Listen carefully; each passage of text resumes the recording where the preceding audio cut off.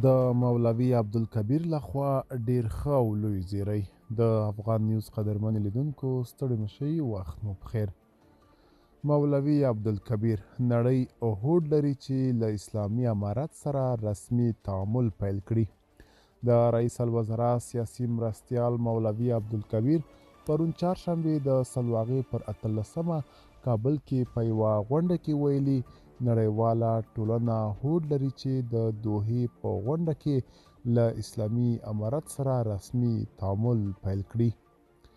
مولوي عبدالکبیر په دغه غونډه کې چې د اسلامي نظام د استحکام او ملي یووالي تر سرلیک لاندې جوړه شوې وه، همدارنګه ویلي چې د روسیې او امریکا په ګډون د نړۍ له ټولو هیوادونو سره د نیکو اړیکو غوښتونکی دی او د افغانستان له لوري به هیڅ یوه هیواد ته ستونزه پیښه نشي. هغه ټینګار کوي چې دمګړۍ د افغانستان 38 استازولۍ په نورو هیوادونو کې فعال دي.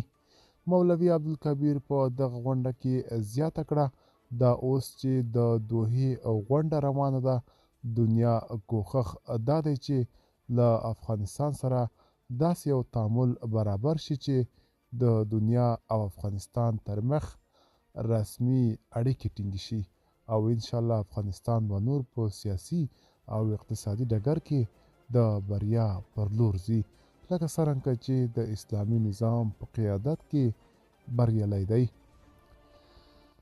ملګرو، دا به زموږ چمتو شوې ویډیو. که تاسو هم د دې ویډیو په اړه څه نظر لرئ په کومنټ کې راسره ولیکئ. تر بیا ښه وخت، ښې چارې.